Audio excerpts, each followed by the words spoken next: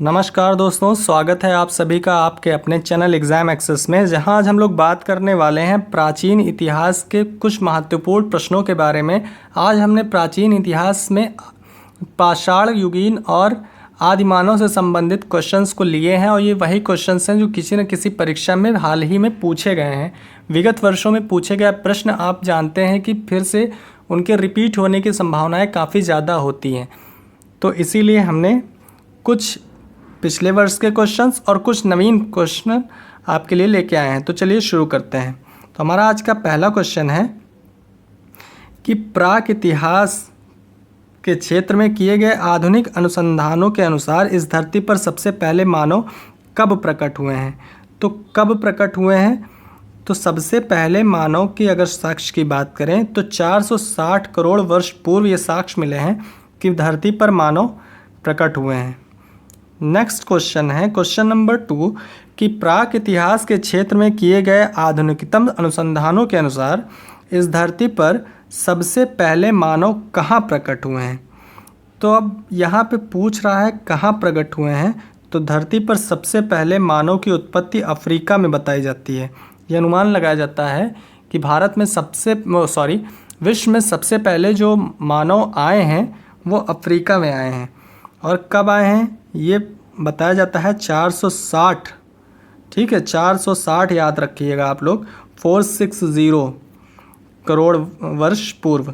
Next question number 3 है कि प्राग ऐतिहासिक मानव को क्या कहा जाता है। तो प्राग ऐतिहासिक मानव को क्या कहते हैं, तो प्राग ऐतिहासिक मानव को कहते हैं होमो इरेक्टस। ध्यान रखिएगा ये मानव नहीं लिखा है, यहाँ पे लिखा है प्राग ऐतिहासिक, ठीक है। जो प्राचीन मानव होते थे उनको कहते थे होमो इरेक्टस। नेक्स्ट क्वेश्चन है क्वेश्चन नंबर 4 कि प्राग ऐतिहासिक मानव का भारत में प्राचीनतम जीवाश्म किस स्थान पर प्राप्त हुआ है।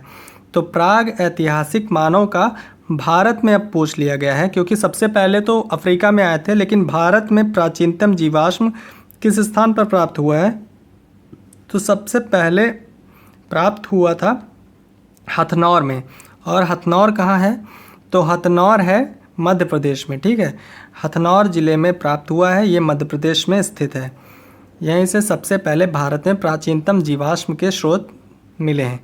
नेक्स्ट क्वेश्चन नंबर 5 है कि ज्ञानी मानव, जिसे मानव का वर्तमान रूप कहा गया है, को क्या कहा जाता है।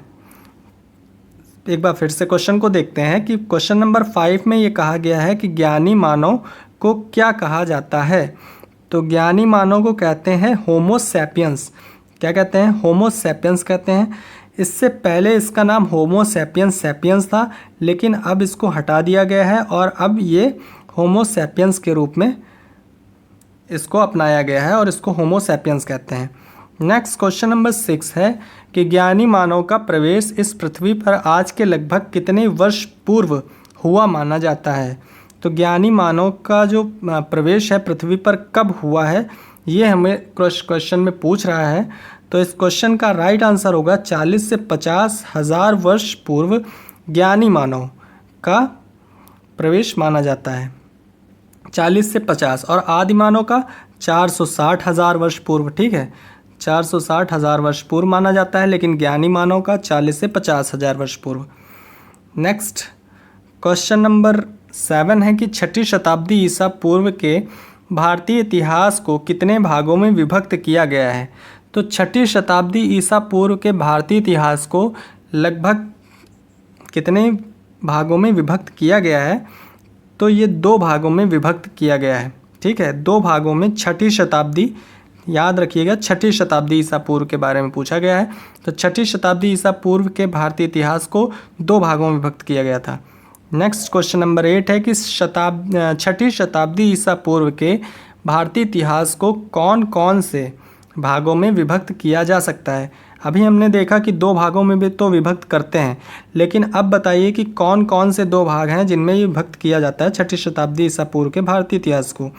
तो जो प्राक इतिहास और आद्य इतिहास, 2 भागों में इसको विभक्त करते हैं, ठीक है, 2 भागों में इसको विभक्त किया जाता है 6ठी शताब्दी ईसा पूर्व के भारतीय इतिहास को। नेक्स्ट क्वेश्चन नंबर 9 पे चलते हैं कि भारतीय इतिहास के अंतर्गत प्रारंभिक पाषाण काल का वह भाग जब मानव घुमक्कड़ और शिकारी था को किस नाम से जाना जाता है? तो जब मानव घुमक्कड़ और शिकारी था उस समय के काल को कहते थे आदि या आदिकाल। आदि या आदिकाल के मानव को, जिसे आदि मानव कहते हैं, उस समय मानव घुमक्कड़ और शिकारी हुआ करता था।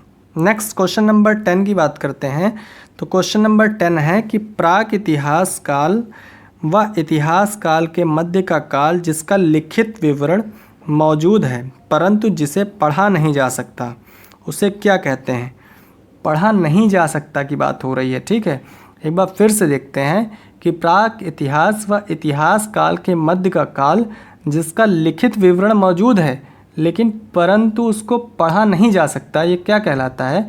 तो इसको कहते हैं आदि या आद्य इतिहास काल। क्या कहते हैं? यहाँ पे कहीं ऑप्शन नहीं है, इसमें कोई नहीं, इसको कहेंगे आदि या आद्य इतिहास काल। क्या? आद्य या आदि इतिहास काल।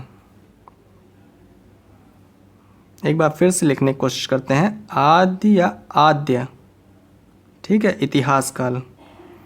इसको कहते हैं जिसको साक्ष्य तो मौजूद हैं लेकिन उनको पढ़ा नहीं जा सकता है, तो इसे आद्य या आदि इतिहास काल कहते हैं।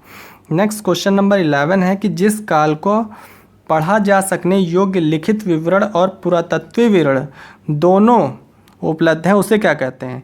अभी तक ये सिर्फ उपलब्ध था लेकिन उसको पढ़ा नहीं जा सकता, उसको कहते हैं आद्यकाल, आदि इतिहास काल।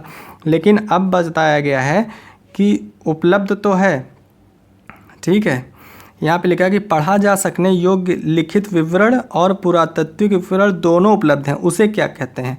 तो उसे कहते हैं इतिहास काल, जिसमें दोनों हैं क्योंकि हम लोगों ने उसको पता भी है और उसको पढ़ भी लिए हैं, तो इतिहास काल हो जाएगा। नेक्स्ट क्वेश्चन नंबर 12 है कि वह युग जब पत्थरों के औजार उपयोग किए जाते थे को किस नाम से जाना जाता है? तो जब पत्थरों के औजार उपयोग किए जाते थे उसको क्या कहते थे? पाषाण युग। पाषाण का मतलब ही होता है पत्थर, तो भैया पाषाण युग कहा ही जाएगा। अब पूरा नव और मध्य इसलिए नहीं कहा गया क्योंकि पाषाण युग को 3 भागों में बांटा गया है, तो सबसे पहले सबसे मोस्ट अप्रोप्रिएट आंसर हो जाएगा पाषाण युग। नेक्स्ट क्वेश्चन नंबर 13 की बात करें कि पाषाण युग को कितने भागों में विभक्त किया गया है? तो पाषाण युग को 3 भागों में विभक्त किया गया है। किसमें? 3 भागों में विभक्त किया गया है। सबसे पहले कौन था? तो सबसे पहले था पूरा पाषाण काल, फिर उसके बाद आया मध्य पाषाण काल, फिर उसके बाद आया नव पाषाण काल, ठीक है। तो ये 3 थे, 1, 2 और ये तीसरा, पूरा, मध्य और नव पाषाण काल। नेक्स्ट क्वेश्चन है कि पाषाण युग के भागों के नाम बताएं। तो ये पाषाण युग के भाग जो हैं ये पूरा, मध्य और नव पाषाण काल हो गए। नेक्स्ट क्वेश्चन नंबर 15 की बात करें कि पूरा पाषाण युग के मानवों की आजीविका का मुख्य साधन क्या था? तो पूरा पाषाण काल की बात हो रही है, तो पूरा पाषाण काल में जो मानव करते थे वो शिकार ही करते थे, ठीक है, शिकार पर निर्भर होते थे और फल संग्रह करते थे पूरा पाषाण काल के युग के मानव। नेक्स्ट क्वेश्चन नंबर 16 की बात करें कि पूरा पाषाण युग या आखेट युग में मनुष्य कहाँ रहते थे? तो पूरा पाषाण काल या आखेट युग में जो मानव रहते थे वो गुफाओं और खुले में रहते थे। कहाँ? गुफाओं और खुले में रहते थे पूरा पाषाण काल के मानव। नेक्स्ट क्वेश्चन नंबर 17 की बात करें तो क्वेश्चन नंबर 17 है कि पूरा पाषाण युग के मानव जिन्हें आदि मानव भी कहा जाता है उनके द्वारा किया गया प्रथम आविष्कार क्या था? तो जो आदि मानव ने प्रथम आविष्कार किया था, तो ये हम लोग बचपन से पढ़ते आए हैं कि आदि मानव ने सबसे पहले 2 पत्थरों को रगड़कर आग की खोज की थी, ठीक है। तो इसका राइट आंसर हो जाएगा ऑप्शन नंबर बी, आग। पूरा पाषाण युग के मानव ने सबसे पहले आग की खोज की थी। नेक्स्ट क्वेश्चन नंबर 18 है कि पूरा पाषाण युग के मानव द्वारा बनाया गया प्रथम महत्वपूर्ण औजार क्या था?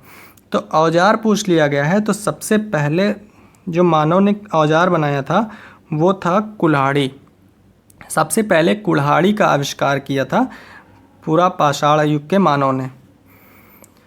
नेक्स्ट क्वेश्चन नंबर 19 है कि पूरा पाषाण युग के मानव द्वारा बनाया गया दूसरा महत्वपूर्ण औजार क्या था? तो जो दूसरा महत्वपूर्ण औजार था वो था विदारणी, ठीक है। पहला तो था कुल्हाड़ी, लेकिन दूसरा था विदारड़ी। विदारड़ी को क्या बोलते हैं? क्लीवर बोलते हैं, जिसको चीरने का औजार कहते हैं। इससे चीरते थे। नेक्स्ट क्वेश्चन नंबर 20 है कि पूरा पाषाण मानव अपने सभी औजार किससे बनाते थे? तो पूरा पाषाण मानव जो अपने औजार बनाते थे वो कठोर पत्थरों से बनाते थे। ठीक है, कठोर पत्थरों से बनाते थे। पूरा पाषाण युग के मानव के औजार जो होते थे वो कठोर पत्थर से बने होते थे। तो ये थे हमारे इम्पोर्टेंट क्वेश्चन। अगर आपको पसंद आया हो तो प्लीज़ लाइक करें, सब्सक्राइब करें और अपने दोस्तों को भी शेयर करें। Thank you very much.